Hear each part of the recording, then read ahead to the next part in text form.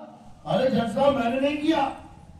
पता नहीं कैसे खोपड़ी खराब हो गई, पता नहीं कैसे गुस्सा आ गया, पता नहीं कैसे मन किया कि ऐसे मार दूं उसको। और मारने के बाद में खूब रोया कि अरे ये मैंने क्या कर दिया। मैंने नहीं किया जज साहब, ये मन ने कर दिया, मन के कहे पे मुझसे हो गया। बिल्कुल सही बात है, बिल्कुल सही बात है। सेम सिचुएशन नारद की हुई थी जब नारद ने विष्णु जी को श्राप दे दिया कि हे विष्णु, जैसे तुमने मुझे एक स्त्री के वियोग में तड़पाया है, जा तू भी तड़पेगा। यानी भगत भगवान को श्राप दे रहा है, क्या बात है।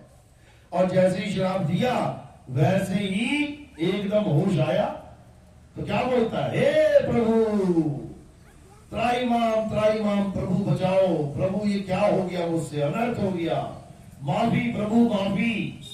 तो ये अनर्थ किसने किया? माफी मांगने वाले तो नहीं किया, माफी मांगने वाला तो माफी मांग रहा है, तो करके कौन चला गया? ये सारे श्राप, ये सारे वरदान कौन देता है? मन देता है। जो तुम्हारे अंदर विराजमान है मन, यही तुम्हें उकसाता है। श्राप दे दे इसको, और अनजाने में श्राप दे दिया जाता है। अब श्राप ऐसा नहीं कि देके तुम सुखी हो जाओगे, श्राप देके तुम भी दुखी होगे। ये खेल मन का है। इसलिए कबीर साहब कहते हैं कि मन के मते ना चालिए, मन है पक्का दूर। इस मन के कहे पे नहीं चलना है, इस मन और माया की नगरी से निकल जाना है। मन ने माया की ड्यूटी लगा रखी है जीवों को भरमाने के लिए, और माया, माया यानी अष्टांगी माया। ये अष्टांगी माया क्या करती है? ये अपने 8 अंगों के द्वारा समस्त जीवों को पकड़ के रखती है। कौन कौन से 8 अंग? 8 हाथ मत समझ लेना कि शेरा वाली माता की 8 भुजाएं हैं। वो 8 अंग अष्टांगी क्या है? 5 तत्व 3 गुण। ये पूरा संसार तुम जहां पर भी देख लो, कहीं पर भी देख लो, खुली आंखों से देखो, तुम्हें 5 तत्व दिखाई देंगे। और ये 5 तत्व पैदा होते हैं, बनते हैं और बिगड़ जाते हैं, यानी 3 गुणों के अंतर्गत दिखाई देंगे। सूरज उगेगा, बढ़ेगा और ढलेगा, 3 में हो गया काम। बच्चा पैदा होगा, बनेगा, मरेगा, 3 में हो गया काम। तो ये त्रिगुण में सारा संसार, यानी भूतकाल, भविष्यकाल और वर्तमान काल में ये सारा संसार बंधा हुआ है। 3 गुणों में और 5 तत्वों में ये सारे जीव बंधे हुए, एक भी नहीं बच सकता। बचेगा कब? जब अपने आप को त्रिगुण से न्यारा कर देगा।